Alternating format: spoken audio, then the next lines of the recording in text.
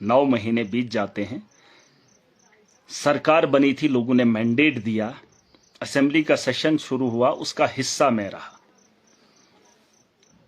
BJP सवाल करने लगी और हम टोकने लगे, क्योंकि पिछला जो वक्त रहा, कार्यकाल रहा 10-11 साल का, वो भाजपा का रहा।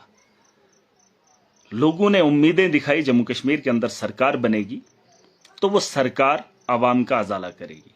9 महीने बीत जाते हैं, लोगों ने अपनी ताकत हम लोगों को दी, हमने सरकार बनाई और हमने लोगों को 9 महीने क्या दिया, बस उससे जूझ रहा हूं, उससे तकलीफ हो रही है और इतनी तकलीफ और घुटन हो रही है कि शर्मिंदा हूं कि इन लोगों ने मुझे वोट दिया और मैं उस वोट के बदले 9 महीने बीत जाते हैं, मैं क्या दे रहा हूं।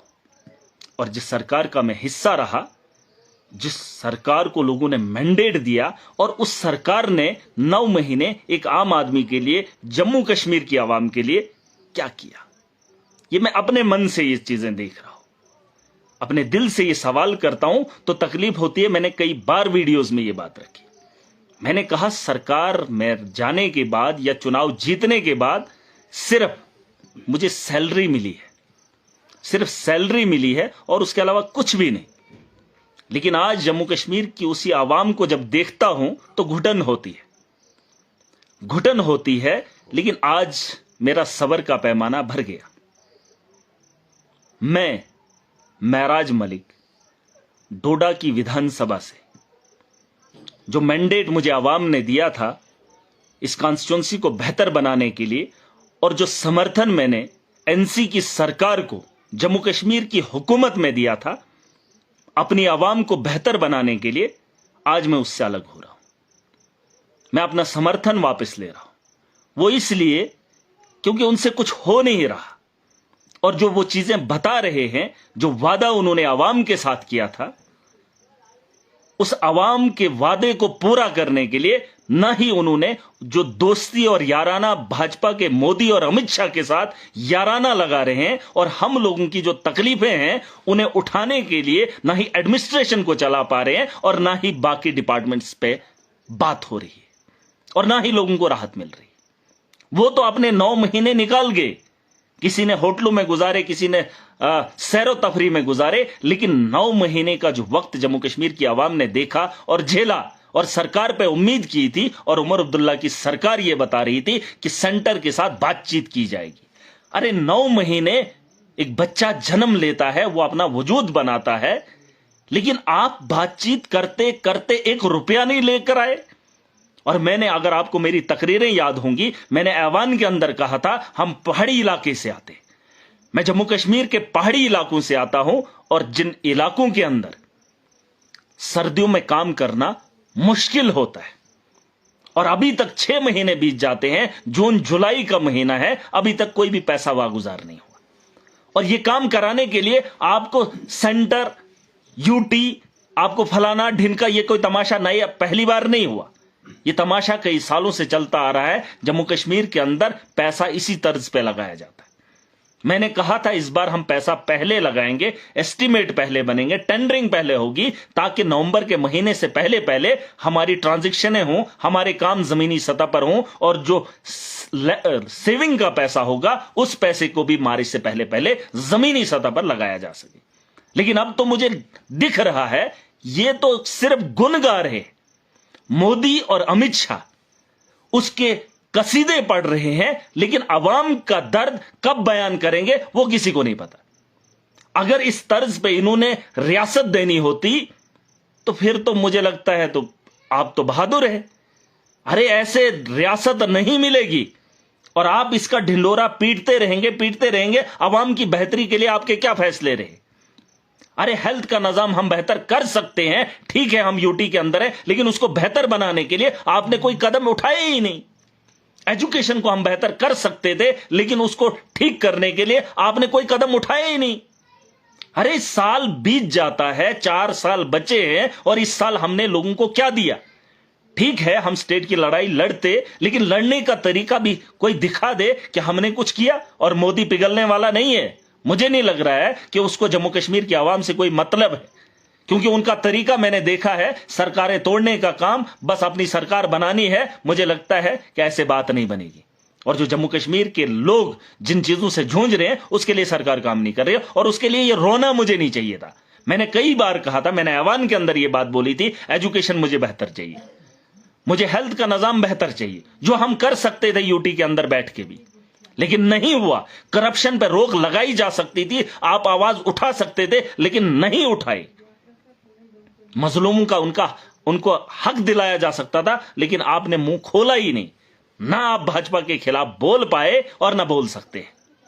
ऐवान के अंदर अगर आपने भाजपा को घेरा होता तो बात अलग होती। अगर आपने सड़कों पे, अरे वो लोग जो आपके लिए दिन रात लड़ते रहे, आपको मैंडेट दिया, आपको वोट दिया, आपके लिए चले फिरे, और उसके बाद आपको सत्ता में बिठाया, उस आवाम के लिए 9 महीने आपने भाजपा से स्टेट लाने के लिए क्या किया? और यह तमाशा मैं ज्यादा नहीं देख सकता। ये बात अलग है कि महराज पॉलिटिक्स में नया है, लेकिन इतना भी नया नहीं हूं कि ये चीजें समझ नहीं सकता हूं। वक्त का इंतजार नहीं कर सकता हूं। जो बात खत्म होगी उसे मैं लौटा नहीं सकता हूं। आप कोई काम ढंग का कर नहीं पा रहे हैं, वो बोल रहे हैं कि ये करे, गवर्नर ट्रांसफर एक दिन करता है, दूसरे दिन ये करते हैं, और ये तमाशा मुझे नहीं देखना है। और मैं एक चीज बताना चाहूंगा, कोई इस भ्रम में ना रहे कि सरकार में बैठकर मैं काम करूंगा। जो इस देश का नागरिक है और जो इस देश का मुलाजिम है, उसे जो काम सौंपा है उसे मैं लेना जानता हूं। और मुझे उम्मीद सरकार से कुछ अलग थी, लेकिन जो मेरी कॉन्स्टिट्यूंसी के अंदर मुलाजिम है उसको बनाया गया है।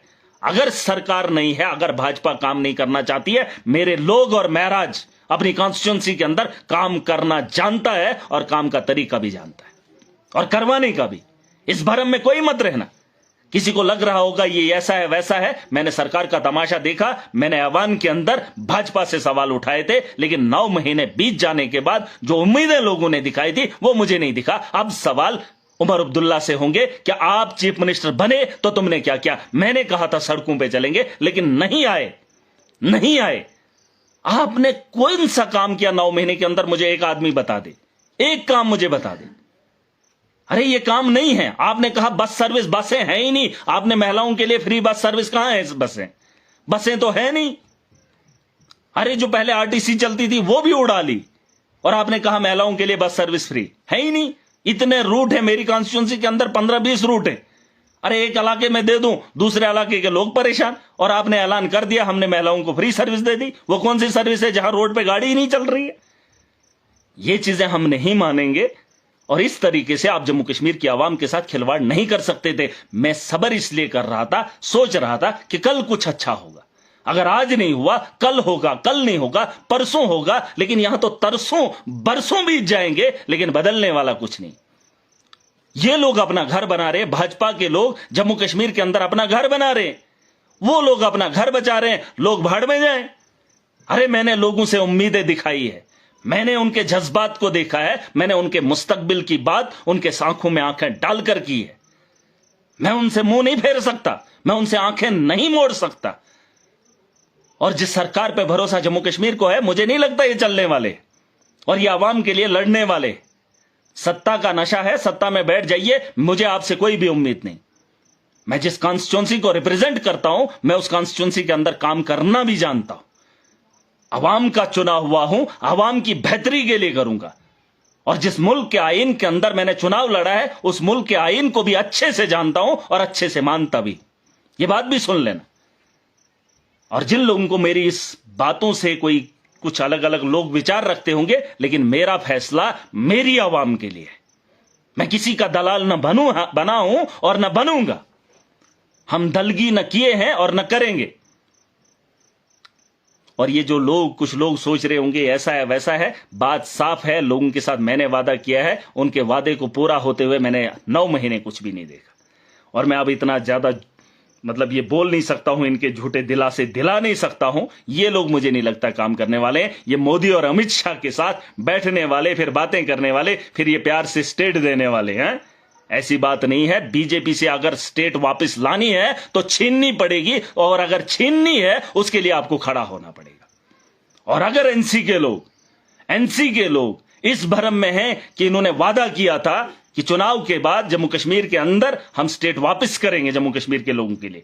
नहीं, आप सुप्रीम कोर्ट में लड़ रहे हो। हमने भी दिल्ली के अंदर, यूटी के अंदर काम किया। हमने दिल्ली के अंदर बेहतर स्कूल बनाए, बेहतर हॉस्टल बनाए, हमने वहां पर बिजली सबको फ्री दी, हमने वहां पर पानी सबको फ्री दिया। आपने क्या किया?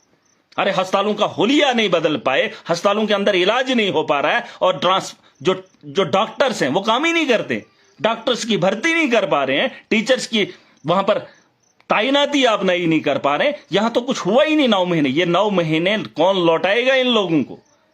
और तुमने उसके लिए क्या किया? तुमने कभी तो सड़कों पे कभी कोशिश नहीं की, कभी तो ऊंची आवाज में इनसे मांग भी नहीं की। अरे ताकत से लेना पड़ेगा, और उसके लिए ताकत आवाम ने दी है। जिस आवाम ने आपको वोट दिया था, ताकत आपके हवाले की है, और 9 महीने उस ताकत का इस्तेमाल आपने नहीं किया।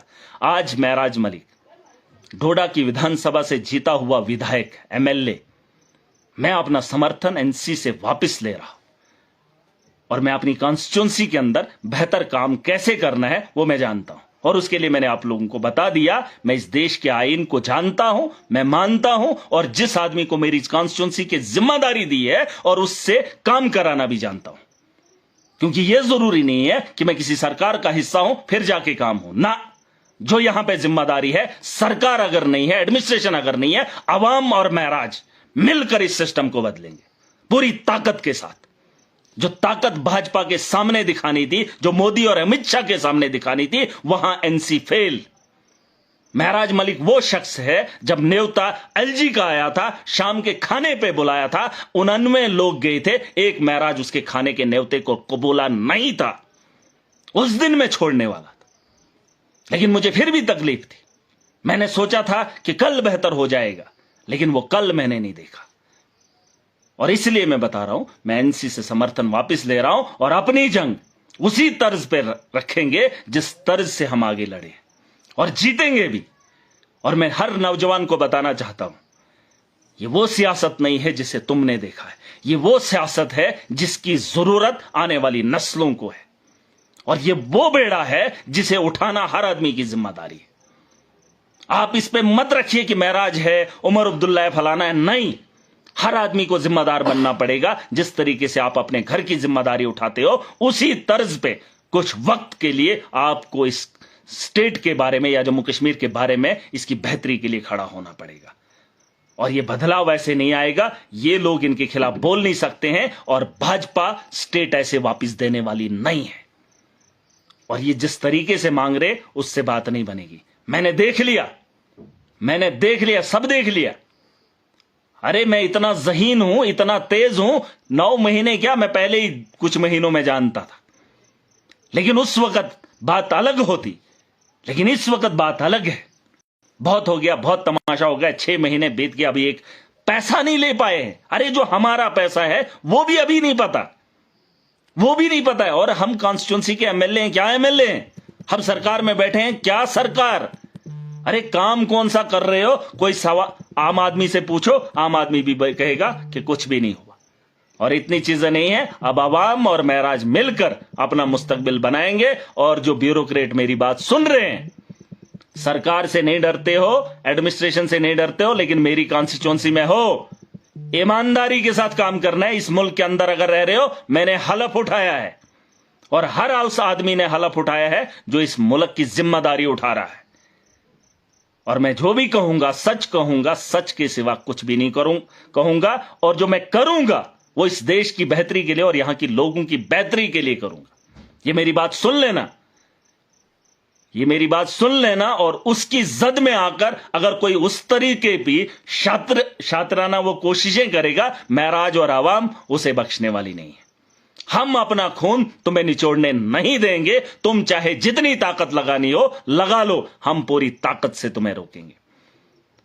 अरे यहां तो हमने एडमिनिस्ट्रेशन पे भरोसा होता है, एडमिनिस्ट्रेशन लोगों को नजर रखे। अरे यहां तो आवाम तरस रही है ये लोग कब ठीक हो जाए। हालात तो ये हैं कि जहां इन लोगों को, हम लोगों पे, एक आम आदमी पे निगरानी करनी थी, हम परेशान हैं कि ये लोग कब ठीक हो जाए। और इस सिस्टम को ठीक करना हम जानते हैं और बेहतर जानते हैं। और आज कह रहा हूं कि हम अलविदा इनसे ले रहे हैं।